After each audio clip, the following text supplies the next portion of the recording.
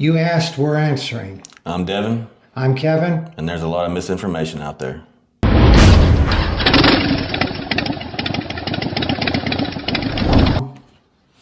So another question that we get on a regular basis, almost a daily basis, is for the trike riders, RG3, freewheeler, tri-glide. Should I get the 13-inch or the 14-inch NexGen shocks? And the simple answer is that if you have a 13 or older Harley trike, the 14-inch shocks with the convertible comfort bracket made for the 14-inch shocks is a no-brainer. You can run the 13-inch with the 14-inch because of the bracket. You're going to sit about a quarter of an inch taller. So you're going to be a little taller and you're going to get a great ride out of the 14-inch. On a 2014 and later, all the way through 2025, which is when we're making this video, is that the 13, you can run the 14s, but the 13s are a little bit easier to install. And that is because in 2014, Harley changed their head pipe right where the catalytic converter is, and the swing arm. The swing arm can droop down and make contact with that header pipe where it starts to go down. Right. And it makes contact there. That's what I was trying to say. Thank you. And so with the 14 and later, the easier installation is 13-inch. You can install the 14-inch. You're just going to have a little bit more work on the installation process. And that's not actually on all of them. It's kind of weird. Some of them don't have any issue at all. It depends on how the robot at Harley was welding that day to see if there was going to be a clearance issue or not. So you can run the 14s or the 13s on all of them, but it's going to be easier on the 2014 and later to run the 13s with or without the convertible comfort lift. So that's the short answer, but we wanted to delve in a little bit deeper, and Devin's the one who helped design these shocks and oversees the manufacturing of them every day, and so he's going to get into a little bit more detail for us right now.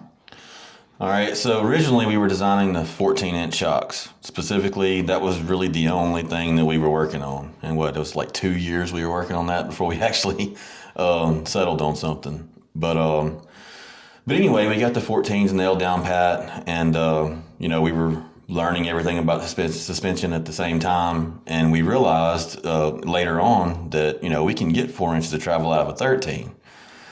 In doing that, the can's smaller, so we had to kind of compact stuff in there a little bit more, so there's slightly less oil in there. And in theory, less oil, that's less heat capacity, it could warm up faster. That's really a non-issue on these bikes. I mean, we're not, on a motocross track hitting the whoops. They're going down the road, and yes, they're moving, but they're not going. They're not doing this. Yeah, just constantly. Yeah. Exactly. There's just not that much heat buildup. I mean, even on our dyno, I've done some pretty grueling tests, and the heat's just a non-issue. But there is less oil. I mean, that is one of the differences in it. The other difference is there's actually less nitrogen pressure in them as well. There was less air, less volume in there that we could put nitrogen in. And what that means is that as it goes through its cycle, that nitrogen pressure can spike a little bit higher just because there's less volume there. I mean, it's a minute amount, but those are some differences. Now, doing blind testing, and Kevin, you're the one that did the blind testing on this, we couldn't really tell a difference. But in theory, because I know these things, my thing is like, go for the easy install. There's really no difference in riding them. But if you want the max for whatever you're trying to accomplish, the 14, in theory, even though we couldn't tell a difference because it has more oil and more nitrogen, can be a little bit more of a plush ride.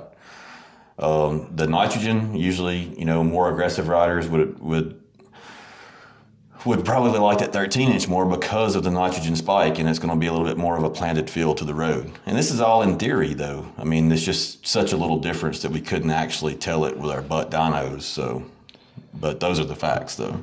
So that's the inside scoop on, how it works. They both have 4 inches of travel, and we can't tell the difference in riding between the two of them. The 13s are easier, but the possibility exists that the 13s might wear out and need to be rebuilt, 5,000 miles before the 14s. We don't know. We don't know if that's 100,000 miles or a million miles, Yeah. but in theory it could. They because both there's have more. lifetime warranties, and that includes if you want to take them off and send them back in because you believe they're not riding as good as they were 50,000 miles ago, and the rebuild is absolutely free except for your cost of shipping it to us and back to you. So you're not going to get hurt either way. You're going to have an easier install on the 14 and laters with the 13-inch shocks. So I hope that answers that question well. And I hope we didn't muddy the water too much with the facts there. Yeah. We hope you found that information interesting and useful. We're going to have more of these short FAQs that Devin and I are going to be doing. So hit the subscribe button, hit the notification bell, so that when we come out with the next one, you'll know about it. And y'all ride safe out there.